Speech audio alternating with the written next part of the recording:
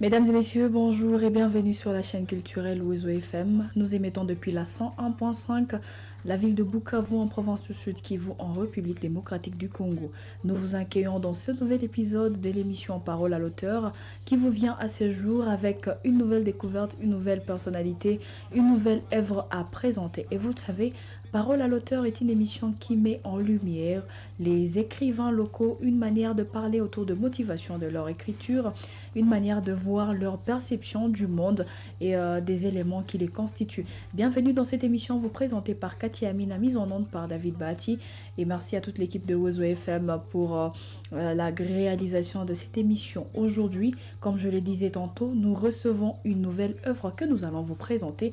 Et cette nouvelle œuvre vient pour en fait représenter ou décrypter la situation qui se vit en République démocratique du Congo depuis déjà bientôt 30 ans.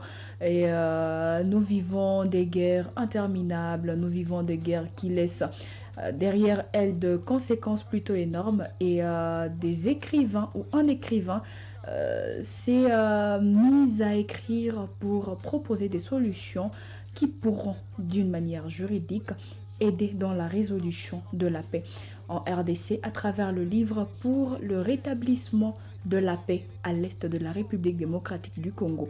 Une œuvre de Maître Chiza Ndindi que nous allons recevoir dans cette émission, que nous saluons déjà et nous accueillons dans Parole à l'auteur. Bonjour. Bonjour madame la journaliste. Honneur pour nous de vous recevoir aujourd'hui et surtout de parler de ce livre qui va paraître très bientôt. C'est un honneur aussi pour moi d'être ici dans les studios de Ouezo FM. En tout cas, je suis ravi d'avoir reçu cette invitation. Ça me réjouit de parler et de participer à cette émission aussi. Magnifique. Nous vous recevons aujourd'hui comme écrivain et pourtant ce n'est pas la seule casquette que vous revêtez dans la ville de Bukavu et je dirais même dans la République démocratique du Congo. Est-ce que vous pouvez d'une manière plutôt brève vous présenter à ces quelques personnes qui ne vous connaissent pas ou qui vous connaissent sous d'autres casquettes? Merci beaucoup pour la présentation. Je réponds quand on m'appelle Maître Jospin Chizandindi.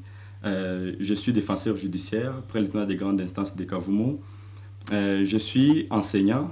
Je suis aussi le secrétaire général des réseaux de juristes pour la bonne gouvernance et le développement à RJBD, RDC, ASBL.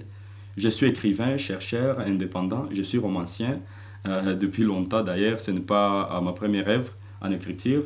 Je suis l'auteur de romans La magie du juge, un regard dans l'avenir, qui était à Paris en 2023 aux éditions Muse.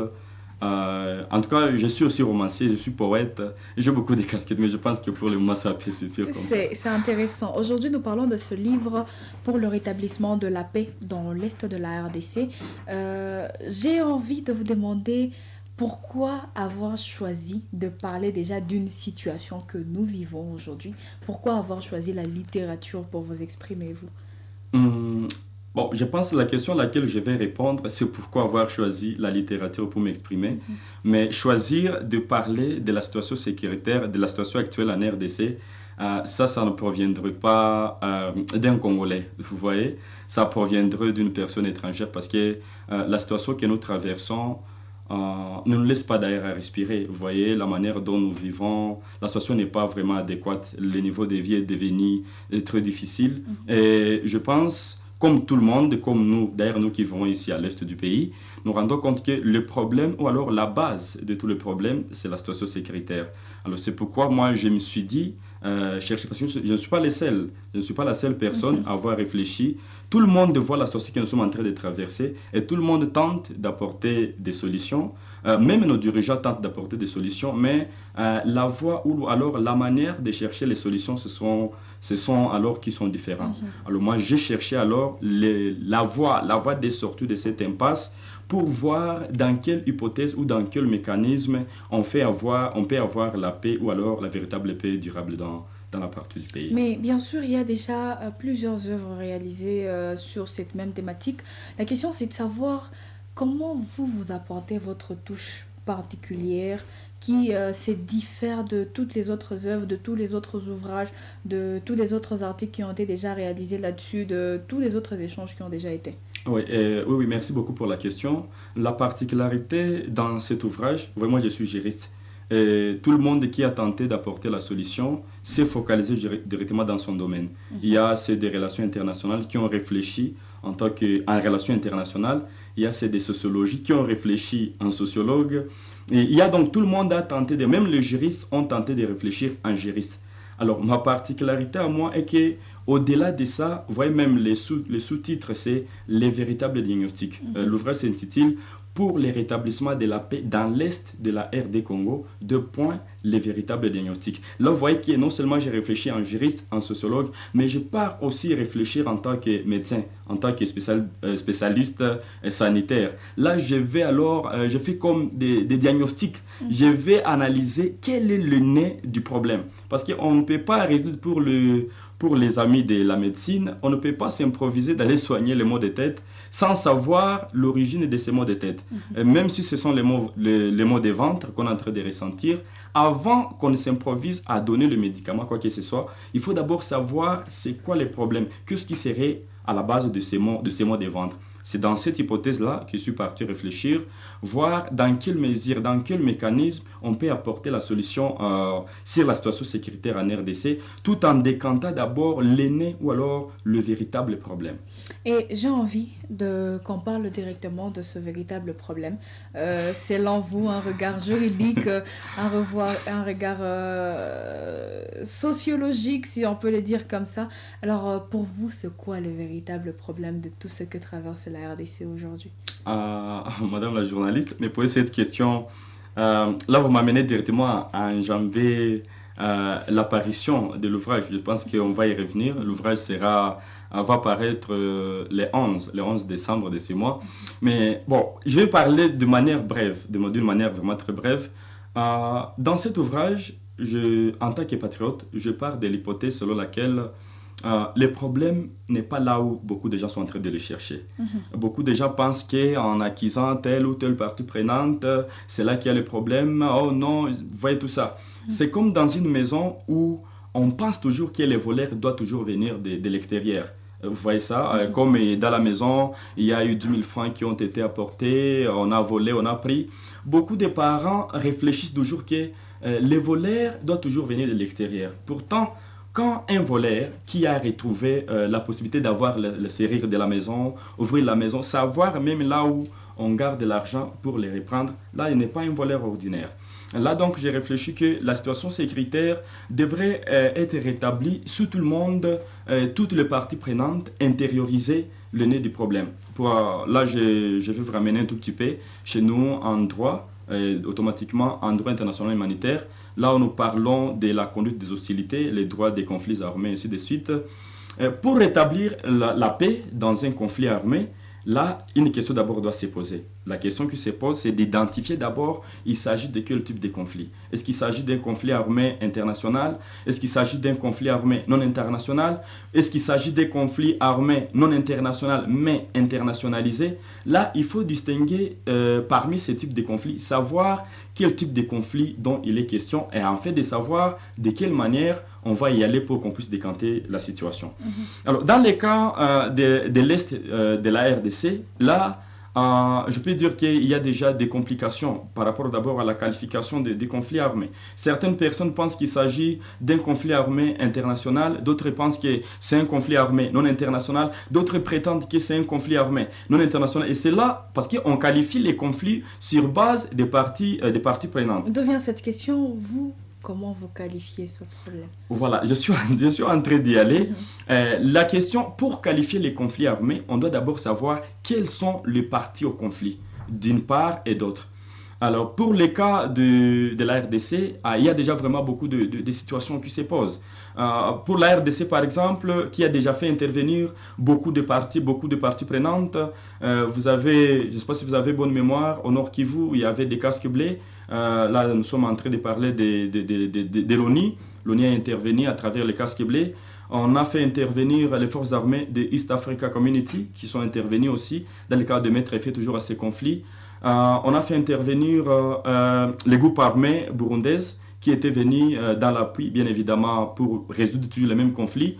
À part cela, il y a aussi des groupes armés réservistes, communément appelés les Wazalendo, qui ont aussi fait irruption dans le même objectif de mettre fin à ces mêmes conflits, sans compter, bien évidemment, la part des vaillants militaires des FARDC. Ça, c'est de la part d'abord du gouvernement congolais. Alors, dans son attaque, quand le gouvernement congolais attaque le M23, le gouvernement congolais prétend que le M23 est toujours soutenu par des États, notamment le Rwanda, d'autres États, notamment l'Ouganda. Il dit aussi, il prétend, même souvent du côté de M23, ça change souvent les noms. Oh non, c'était le ADF, oh non, ça devient AFC, oh non, ça devient M23, du coup, ça devient AFC M23, avec toutes ces interventions dans un conflit armé, c'est là, ça déborde déjà. Et lorsque toutes ces interventions interviennent, là, on ne sait plus on est en face de quoi. Et les solutions qu'on va apporter, là, seront inadéquates parce que les solutions qui sont prévues par les droits internationaux humanitaires se dégagent dépendamment donc des qualifications qui sont prévues. Donc, en répondant d'une manière brève à votre question, il s'agit alors de quelle qualification? C'est une qualification nouvelle qui n'a pas de nom en droit international humanitaire. Une qualification nouvelle qui n'a pas de nom en droit international humanitaire. Oh oui, donc c'est un cas nouveau, c'est un cas rare. Je suis en train de vouloir dire que l'écrivain reste évasif face à cette question, puisque normalement, lorsque vous définissez le problème, vous lui donnez un nom. Voyez-vous, vous lui donnez un nom, mais je comprends quand même, vous revenez sur des textes, vous revenez sur des contextes. Et c'est intéressant de l'histoire de la RDC à la piste de solutions juridiquement parlant, et tel que proposé comme dans ce livre, comment vous pensez que nous nous sommes retrouvés dans cette interminable guerre, que vous pensez que même les instances qui sont censées nous aider n'arrivent pas à résoudre ce problème. Merci beaucoup. C'est une très bonne question.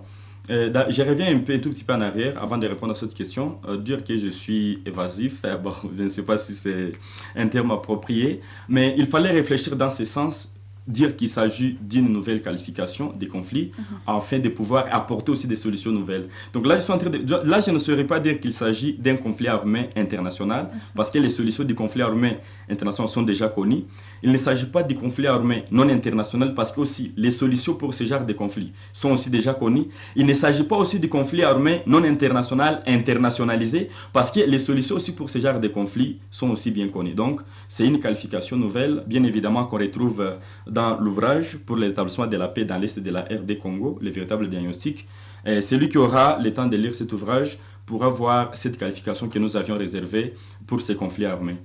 Alors, pour la question de savoir comment nous nous sommes retrouvés dans ces gouffres, je qualifie ça comme gouffre, voilà, l'ouvrage remonte dans les temps. L'ouvrage tente un peu de prendre les idées par-ci par-là. Et là, l'ouvrage revient de l'héritage d'abord.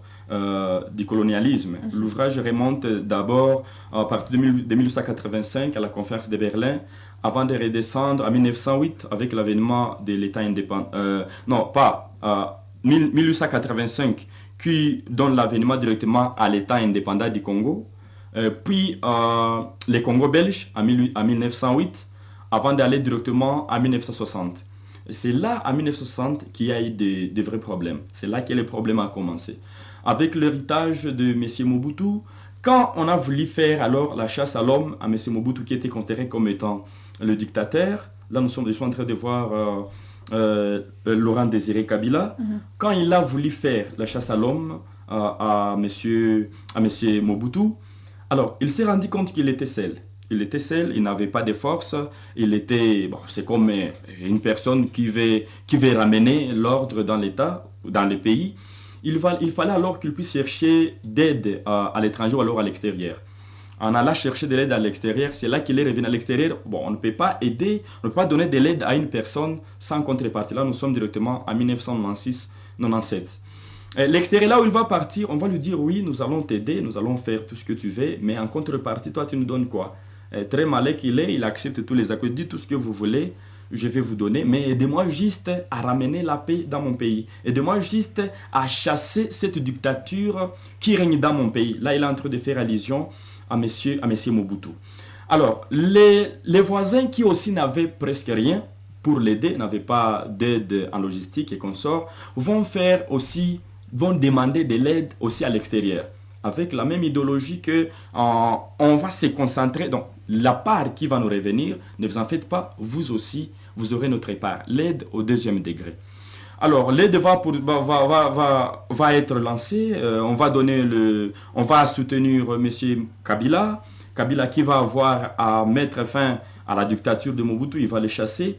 Après l'avoir chassé, mais attention, je reviens en arrière, parce qu'avant de chasser une personne, là, on lui avait donné tout, le militaire et consorts. Alors, dès qu'il arrive, par exemple, il a déjà conquis la province du Sud Kivu, il va laisser ces éléments là-bas, avant de partir conquérir Nord Kivu et consorts. Il est arrivé à Kinshasa quand, dans toute la partie qu'il avait déjà conquise, il y avait déjà des éléments qui sont venus de l'extérieur, de l'étranger. Et ces éléments-là se souviennent encore de l'idée qui était à la base de leur intervention dans l'État, qui consistait bien évidemment à faire le partage des richesses nationales, parce que notre pays est riche en ressources naturelles. Alors, arrivé à Kinshasa, mais ceux qui se rappellent qu'il n'aurait pas dû se comporter de cette façon. En tout cas, ça ne devrait pas se passer comme ça. Et il voit qu'il a mis l'État, il a mis le pays dans une situation très critique. C'est là qu'il revient sur lui-même avec son slogan « Ne jamais trahir les Congos ». Avec cette idée où il prend conscience, il veut encore intercepter, il veut reprendre, il veut ramener les choses à normal, mais c'était déjà trop tard. Alors, il fallait alors qu'on revienne à Kinshasa pour signer les accords, mettre tous les points sur les i. Dans la signature de ces accords, c'est là qu'elle a été malin, selon certains documents que nous avions eu à lire, même si ça n'a pas été vraiment très officiel, on n'a pas eu de documents officiels où on nous dit que les envoyés spéciaux qui devraient venir prendre les documents, les accords, n'ont jamais arrivé à destination, n'ont jamais revenu dans leur pays d'origine. Où est-ce qu'ils étaient? On ne sait pas, mais quand même, on rassure qu'ils avaient pris l'avion, mais l'avion n'a jamais atterri. Alors, mais la chose que monsieur oublie, monsieur Kabila, je suis de parler de monsieur Kabila, il oublie qu'il avait déjà des chiens de garde qui étaient déjà tracés un peu partout là où il a passé. Et ce sont ces chiens de garde qui ont été manipulés, utilisés par leurs chefs, leurs États, et ont manipulé jusqu'à l'élimination de monsieur Kabila. Alors, dès qu'il est éliminé, il a été assassiné. Les chiens de garde ont commencé à se nourrir, ont commencé à engendrer, ont commencé à avoir une grande ampleur. Et c'est pourquoi même quand on a tenté, alors nous sommes directement en 2000, je suis en train de t'épargner des détails, parce que l'ouvrage est vraiment trop volumineux, je t'épargne des détails. Nous sommes directement en 2023, 22-23 comme ça. Quand nous sommes en 2023, il y a déjà des troubles au niveau du Nord Kivu. On est en train de vouloir mettre fin, on est en train de tenter, mais ça ne nous étonne pas comment est-ce que la situation a dégénéré, parce que d'une part ou d'une autre, il y avait encore ces chiens de garde qui étaient alimentés depuis l'époque de 1997. C'est pourquoi jusque-là, il n'y a pas encore la paix dans le pays. Parlons de l'effort à néant du droit international humanitaire dans le rétablissement de la paix à l'est de la République démocratique du Congo. Vous traitez de ces efforts de vraiment néant, c'est-à-dire que ça ne nous sert à rien. Est-ce que vous pouvez nous en parler un peu plus, développer peut-être les quelques points, vous-même vous sentez que c'est sensible, mais vraiment c'est nécessaire d'y apporter des éclaircissements? Très sensible. Je suis en train de me demander si jusque-là je n'ai pas encore débordé dans votre question. Je me demande parce qu'il ne fallait pas aussi que je parle de tout ce qu'on devrait retrouver dans l'ouvrage. Mais vous n'avez pas parlé de tout. Soyez rassurés, vous n'avez pas parlé de tout. Voilà, d'accord. Parlons de l'effort à néant du droit international humanitaire.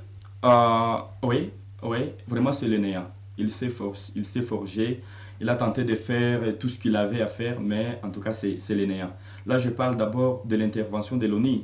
L'ONU, nous sommes déjà en droit international. L'intervention de l'ONU devrait en réalité, parce que l'ONU, à travers les casques bleus, vise à maintenir la paix, le maintien de la paix. Mais il a fini combien de décennies dans cette partie du pays. Et la guerre était toujours là, les conflits armés étaient toujours là, des assassinats, des meurtres. Il y avait vraiment beaucoup de trucs qui s'est passé dans la partie du pays. Ça, nous sommes d'abord à l'intervention de l'ONU au niveau international qui a pour mission de maintenir la paix. Et cette maintien de la paix, vous vous rendez compte avec moi que c'est déjà les néants.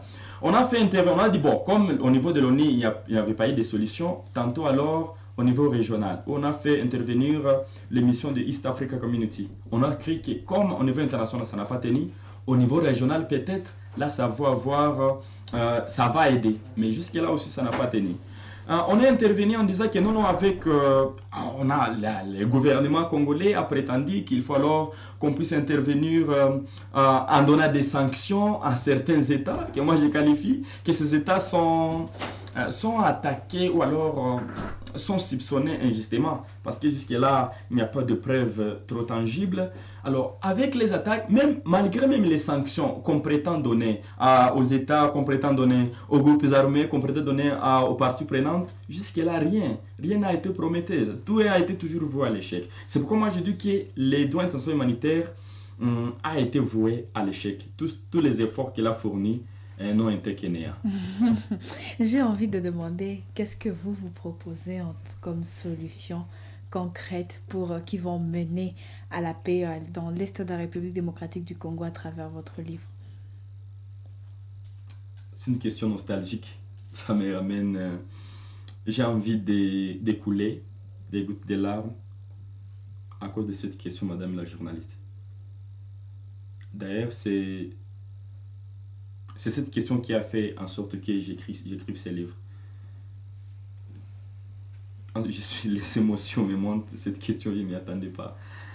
Mais pour rétablir la paix dans cette partie du pays, je pense que c'est une question de conscience nationale. Je pense que tout et chacun de nous devrait prendre les conflits armés comme si ça revient de lui, comme s'il est impliqué. Vous voyez, on a déjà perdu beaucoup de personnes. Les personnes sont décédées, les civils ont été tués, il y a eu beaucoup de violations des droits de l'homme, il y a eu des violences, il y a eu beaucoup de tueries en cascade. Je pense que pour ramener la paix dans la partie du pays, c'est juste question de conscience. Conscience de tous les côtés, et du gouvernant et des gouvernés. Tout le monde devrait intérioriser cette question. Et là, je pense que c'est là qu'il devrait revenir alors de nous asseoir tous ensemble sur une table et que nous puissions discuter. C'est à travers les discussions que nous allons avoir la véritable paix. C'est à travers les discussions, à travers un dialogue où nous n'allons pas nous cacher. Que tout le monde puisse dire ce qu'il a envie d'exprimer. Que chacun dise, moi, ce qui me revient, c'est ceci, ce que j'ai vu, c'est cela. Et qu'il n'y ait pas de préjugés dans les discussions. Que tout le monde vraiment puisse se sentir libre de discuter.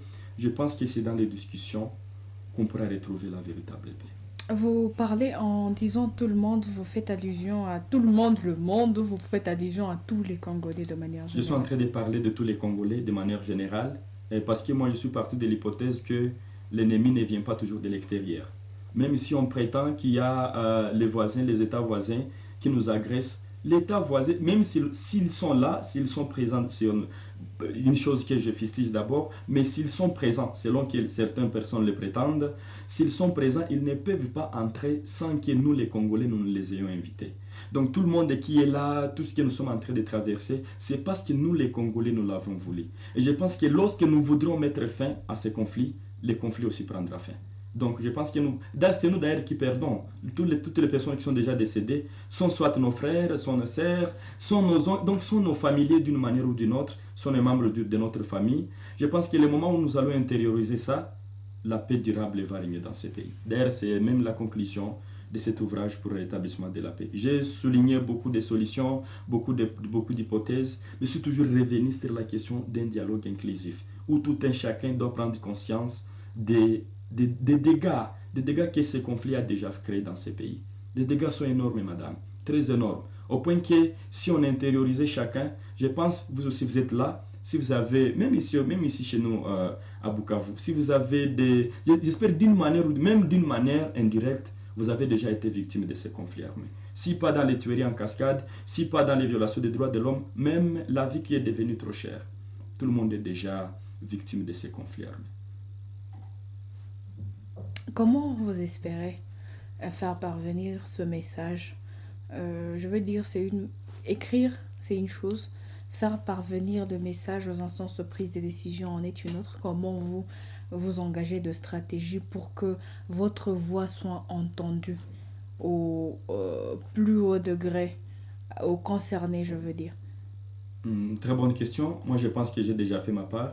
J'ai publié l'ouvrage dans une grande maison d'édition. La maison d'édition L'Harmattan, ce n'est pas une petite maison d'édition. D'ailleurs, si elle aussi a accepté de faire paraître cet ouvrage le plus tôt possible, c'est parce qu'elle a compris, la grandeur, les messages qui étaient portés dans cet ouvrage.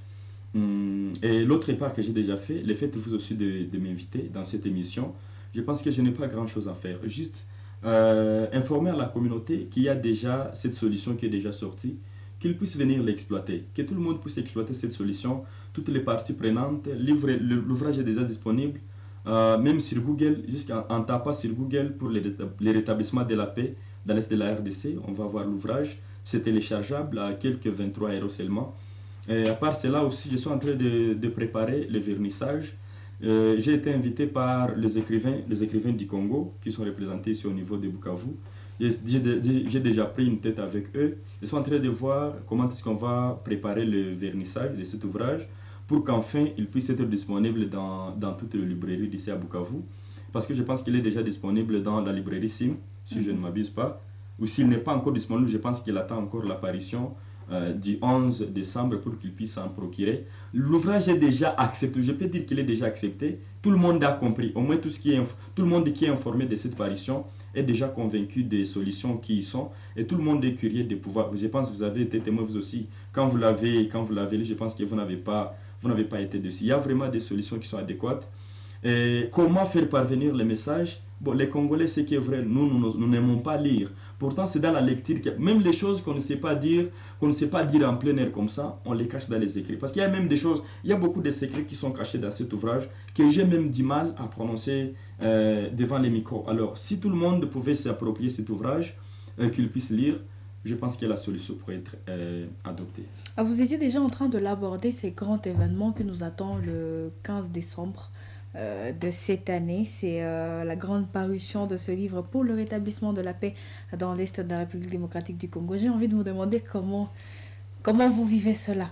Chaque jour que vous vous réveillez, vous vous rendez compte que nous sommes à la porte de ces grands événements. Quels sentiments vous habitent, vous? Oui, l'apparition s'est prévue en 11-12.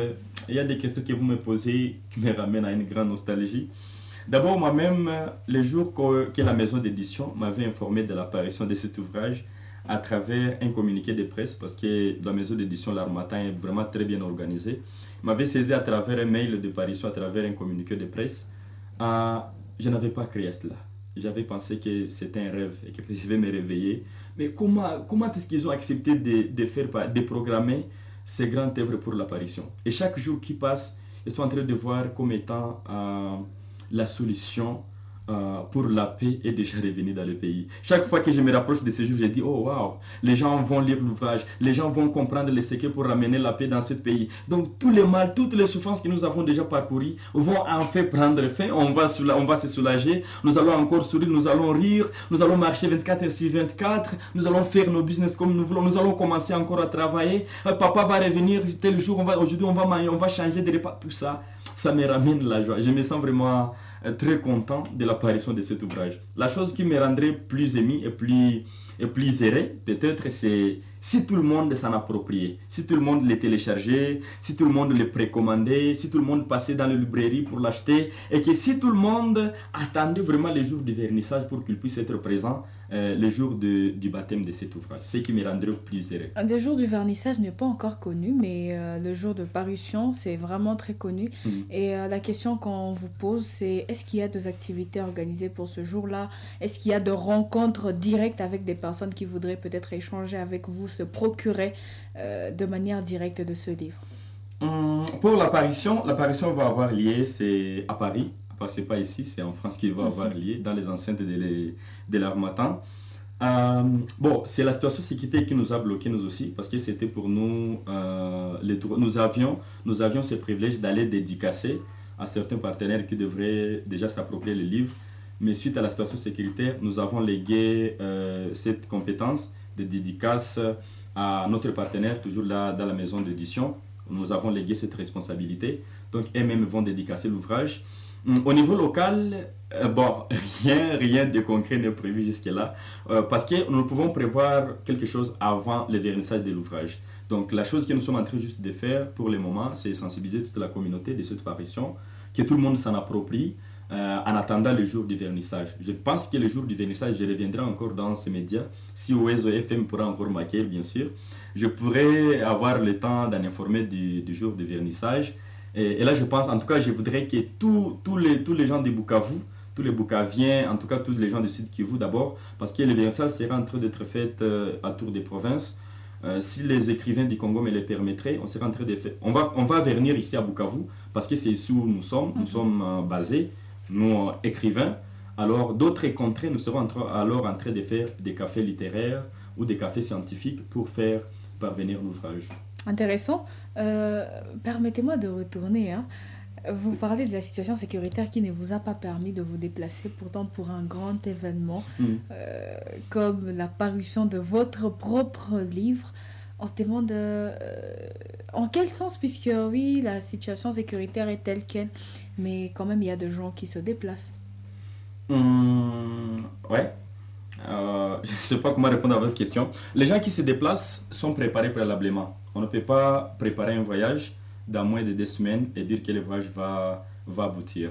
L'ouvrage tel que vous le voyez a été programmé pour parution il n'y a pas plus de 10 jours. Donc on l'a prévu pour venir, c'était depuis le 25 novembre. On m'a dit qu'il va paraître les 11 décembre. Donc vous voyez, dans moins de 2 semaines, ça devrait être difficile d'avoir tous les documents nécessaires, de réunir tous les moyens. Notamment, il faut avoir les passeports. Il faut avoir les passeports qui vont faire parvenir en France. C'est avoir dans quel moyen, toutes les conditions là, les préalables n'étaient pas réunis. C'est pourquoi nous sommes en train de dire que situation sécuritaire. Parce que bien sûr, les gens voyagent, mais ceux qui voyagent, pour voyager, il faut prévoir les voyages au moins 2 mois, voire même 6 mois avant de voyager. C'est noté. Nous sommes en train de tendre vers la fin de cette émission. C'est voir quel message vous adressez à tous ceux qui vous ont suivi le long de l'émission Parole à l'auteur, tous ceux qui voudraient cerner les réalités autour de ce grand livre et tous ceux qui voudraient échanger avec vous. Un seul message à toute la communauté. Et tous ceux qui voudraient échanger avec vous. Un seul message à toute la communauté, tout celui qui a pris le temps de me suivre dans cette émission. La solution pour la paix est déjà là. Et tout un chacun s'en approprie. C'est juste ça le message. Merci beaucoup, Maître Jospin Chizandindi, pour ce temps d'échange. Nous avons été en tout cas honorés de parler d'un livre qui n'est pas encore sorti, on va le dire officiellement. Et nous donnons donc rendez-vous à tous ceux qui sont en train de nous suivre le 11 décembre 2025. Nous sommes à quelques jours pour la parution de ce grand livre qui est déjà téléchargeable, disponible sur toutes les plateformes, notamment sur Amazon, vous avez dit, moyennant 23 €. Et vous pouvez lire ce livre, le comprendre, vous approprier des solutions qui sont proposées dans ce chef-d'œuvre, j'ai envie de le dire comme ça, et voir de quelle manière vous allez contribuer au rétablissement de la paix à l'est de la RDC. Merci beaucoup pour votre temps, nous sommes honorés. On espère que prochainement on pourra encore vous avoir pour parler d'autres projets littéraires. Merci beaucoup, ça me réjouit. Peut-être si ça ne vous dérange pas, je pourrais échanger des contacts avec les auditeurs qui sont en train de me suivre maintenant là. C'est autorisé. Pour ceux qui voudraient me contacter pour des échanges approfondis dans le cadre de cet ouvrage, je suis disponible sur WhatsApp au 097 53 36 113. 097 53 36 113. Et c'est mon compte mail, c'est ndindijos.c@gmail.com sans espacer, ndindijoscolé.c@gmail.com. C'est là que je suis disponible. Pour d'autres informations éventuelles, nous sommes disponibles même sur Google. Google Pay aussi, pour l'adresse physique, Google Pay est déjà actualisé à travers notre adresse. Google Maps peut aussi guider à rejoindre notre domicile. Donc, en tout cas, nous sommes déjà promis. Je voudrais juste aussi dire à tous les auditeurs et auditrices que de ne pas négliger les lèvres. Ce n'est pas parce que nous sommes de Bukavu qu'à Bukavu, on ne peut pas y avoir des choses très importantes ou des choses qui vont nous aider. C'est une question de conscience, tel que je l'ai dit. C'est juste la conscience qui va nous guider et c'est la conscience qui va nous aider à sortir de cet étreint. C'est sur ce point que se clôture cette émission Parole à l'auteur. Merci à vous qui l'avez suivi depuis les débuts. Aujourd'hui, nous allons présenter le grand livre pour le rétablissement de la paix dans l'Est de la République démocratique du Congo. Un livre de Maître Jospin Chiza Ndindi qui parle de ce que nous traversons et comment nous pourrons contourner les différents défis auxquels nous nous heurtons. Merci donc pour votre précieuse attention. Merci de vous avoir encore joint à nous pour échanger autour de la culture, autour de l'art littéraire de la ville de Bukavu. Merci donc de continuer à suivre, liker, partager, commenter, faire circuler tout ce que nous produisons parce que oui, c'est aussi ça, promouvoir l'art. Merci de continuer à accompagner la chaîne culturelle dans cette réalisation. Merci à David Bahati et toute l'équipe de Oizo FM. Nous adressons nos sincères remerciements à tous ceux qui ont concouru à la réalisation de cette émission. Katia Amida l'a présentée. Je vous prie de bien prendre soin de nous. Vous l'avez compris, la paix est une question de tous et une responsabilité de chacun. Je vous prie de bien prendre soin de nous.